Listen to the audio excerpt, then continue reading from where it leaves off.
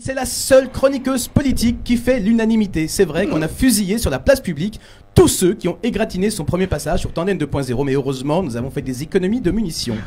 Elle, par contre, ce soir, n'a pas lésiné sur les cartouches et va tirer sur tout ce qui bouge. Quitte à se faire, attention, quitte à se faire lapider, ne laissez aucune gans à aucun des candidats. Waouh! Elle fera le tour en minibus ou en carlon. Stéphane de Groot sort de ce corps. Je sais, dire carlon c'est moche. Et dézinguer les politiciens en dérive, les politiciennes Bennett, ceux qui pensent être élus à vie. Et si, tout ça, je sais, ça vous paraît bizarre. Bref, vous l'avez compris, elle va nous faire le point sur ces élections israéliennes qui déchirent les francophones de ce pays, qui se demandent pour la plupart s'ils vont voter à droite ou à droite. Galit, je te laisse la parole pour faire un peu de ménage dans tout ce bordel. Merci Mickaël, salut tout le monde, bonsoir salut. Les amis, bonsoir les francophones et les autres. Ça va être chaud. Ce soir les amis, je n'ai pas la prétention de vous convaincre de voter Bibi. Non. Ce soir, je vais essayer de vous parler de Netanyahou, de Gantz, de Lapide et des autres. Et j'espère vous donner 2 ou 3 pistes de réflexion pour éclairer un horizon politique pour le moins brumeux. Dans le contexte actuel, il est légitime de se poser des questions sur la morale, la droiture, l'honnêteté de notre Premier ministre. Oui, c'est normal. 1000, 2000, 3000, 4000 dossiers qui ne peuvent pas être que de la fumée sans feu. Sinon, cela voudrait dire que nous assistons à un acharnement médiatico-judiciaire primaire et à un complotisme auquel je refuse de m'abandonner. Galit, tu as dit 1000, 2000, 3000, 4000 dossiers. Il aurait tous ces dossiers, notre cher Bibi. Alors, tu as raison, Alain. Bibi n'a pas 4000 dossiers sur le dos. En réalité, il n'y en a que 3. Car dans le dossier 3000, dans le dossier 3000 qui fait référence à des rétrocommissions versées sur un contrat pour la construction de sous-marins allemands, il a été mis hors de cause, faute d'éléments tangibles dans le dossier. Restent donc les dossiers 1000, 2000 et 3000. Dans le dossier 1000, il est soupçonné d'avoir reçu en cadeau des cigares et du champagne de la part d'hommes d'affaires et de riches personnalités étrangères. Dans le dossier 2000, on l'accuse d'avoir accepté un deal proposé par le patron du journal Yediot Aharonot, le deal étant une couverture plus positive pour Bibi contre l'abandon du journal rival et gratuit Israël Hayom en le rendant payant. Je vous précise quand même qu'aujourd'hui encore, Israël Hayom, le journal, est toujours gratuit. Enfin, le dossier 4000. Le dossier 4000, c'est l'affaire Walla Bezek. Netanyahou est soupçonné d'avoir négocié avec Shaul Alovitch, patron de Bezek et de l'influent site internet Walla, une couverture médiatique favorable pour lui et sa famille, en contrepartie d'une autorisation pour Bezek d'augmenter les tarifs d'un de ses forfaits téléphoniques de 11 à 33 shekels. À moi, tout cela semble hautement ridicule, mais chacun se fera sa propre opinion. Maintenant qu'on a dit tout ça, il faut quand même rappeler un élément fondamental. Netanyahou, jusqu'aux futures auditions et malgré l'annonce dramatique du conseiller juridique du gouvernement, n'est pas encore mis en examen, ni inculpé et encore moins jugé ou reconnu coupable de quoi que ce soit.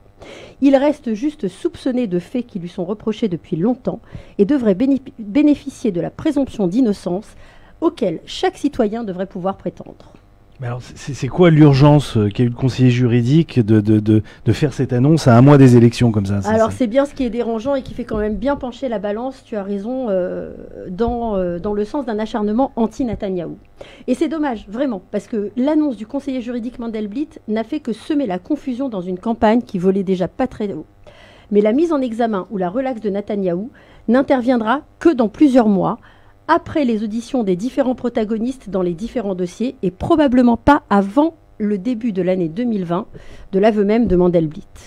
Ah, mais il y a quand même un impact quand même de ce qu'a fait Mandelblit sur la compagnie. Et ben, le moins qu'on puisse dire, c'est que dans les sondages, en tout cas, le raz-de-marée espéré par les opposants du Likoud n'a pas eu lieu. Le Likoud bénéficie, lui, d'une base solide qui n'a pas été ébranlée par cette annonce. C'est plutôt l'alliance Gantz-Lapide qui a créé et qui a bousculé l'échiquier politique israélien. Bien plus que l'hypothétique mise en examen dans quelques mois après audition de Bibi. D'ailleurs, si ce dernier avait concentré le début de sa campagne sur Mandelblit et la presse, il se concentre maintenant sur le duo en bleu et blanc qu'il attaque à tout va. Il joue sur la peur et le volet sécuritaire pour consolider sa base électorale. C'est une stratégie qui a déjà fait ses preuves par le passé et Bibi ne s'en prive pas. On voit donc fleurir sur les réseaux et sur Internet des vidéos accusant à coups de slogans dramatiques et d'effets sonores angoissants Gantz d'avoir participé à un hommage rendu aux victimes arabes et juives de l'opération Tsuketan, dont 1 millier de membres du Hamas, ou encore Gantz et Lapid accusés d'avoir soutenu l'accord américain d'Obama sur le nucléaire avec l'Iran, n'hésitant pas à mettre en danger la sécurité même d'Israël.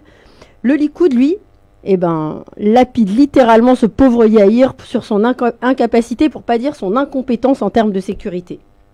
Et les deux sont aussi raillés pour leur incompétence économique. Gantz a échoué à gérer une entreprise dans le civil et a fait perdre des millions à des investisseurs qui lui avaient fait confiance.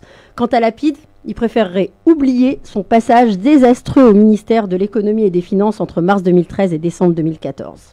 On va lapider le gangster. il a été lapidé, le pauvre Yair. Le message principal du Likoud, c'est qu'avec Lapid et Gantz, on aura droit à une gauche faible, alors qu'avec le Likoud, on a droit à une droite forte. Pour le nouveau parti Kahol Lavan, en tête dans les sondages, la stratégie, elle est plus compliquée. Ils doivent se créer une base électorale et le tout sauf Bibi, ça paraît un peu court comme programme pour y arriver. Il faudra que Lapid et Gantz démontrent la cohérence et la solidité d'une alliance de plusieurs personnalités aux idées parfois totalement opposées. Avec un duo de tête, Lapid et Gantz en faveur de la création d'un État palestinien et un Bougia Alon qui y est totalement opposé. Ce mélange des genres me fait penser un peu au en même temps de Macron, vous vous rappelez ? Qui a montré ses limites ces derniers mois en France et qui ne sera pas suffisant non plus ici, j'en ai bien peur. Et s'il remporte ces élections, il faudra que Gantz et Lapid ratissent large pour parvenir à une coalition qui ne pourra qu'être très fragile. Mais avant d'en arriver là, Gantz devra prendre la main dans cette campagne, ne pas se laisser définir par son adversaire, imposer sa propre histoire, sa propre légende et la politique qu'il entend mener. Le moins qu'on puisse dire, c'est qu'il n'y est pas encore et qu'avec ce filou de Bibi, c'est pas gagné. Ce qui serait vraiment bien maintenant, à 1 mois du scrutin, c'est que toutes les parties retrouvent un peu la raison et acceptent enfin de se prêter au jeu des élections à la loyale, avec une campagne digne, dans le débat d'idées, programme, contre-bilan et démocratiquement. Parce que jusqu'à maintenant, nous n'avons assisté à rien d'autre qu'à un combat de personnes, pour ne pas dire un combat de coq, avec des petites phrases qui fusent de toutes parts. Ça, c'est pas gagné, ça. C'est pas gagné. Est-ce que Bibi Non, ce serait pas le moment, Galit, que Bibi cède sa place, qu'enfin il se passe quelque chose sur la... J'aime bien ta question, Alain, je l'aime bien. Voilà, qu'il se passe du nouveau sur cette scène politique israélienne qui est quand même figée depuis très longtemps. Alors pourquoi pas ? On peut reprocher à Netanyahou beaucoup de choses. On peut lui reprocher notamment d'avoir déçu une partie de son électorat dans sa gestion de la crise avec Gaza, qui a abouti d'ailleurs à l'éclatement de la coalition. On pourrait même légitimement considérer, comme tu dis, qu'il est là depuis trop longtemps et qu'il devrait céder sa place. Mais si les preuves de sa culpabilité étaient irréfutables, il n'y aurait pas besoin d'attendre la moindre audition pour le mettre en examen. L'histoire récente, si vous vous en souvenez, a prouvé que la justice israélienne ne tergiversait pas lorsqu'il s'agissait d'inculper, de juger et même de condamner à des peines de prison ferme ceux qui le méritaient. Qu'ils aient été Premier ministre comme Ehud Olmert ou même président en exercice comme Moshe Katsav.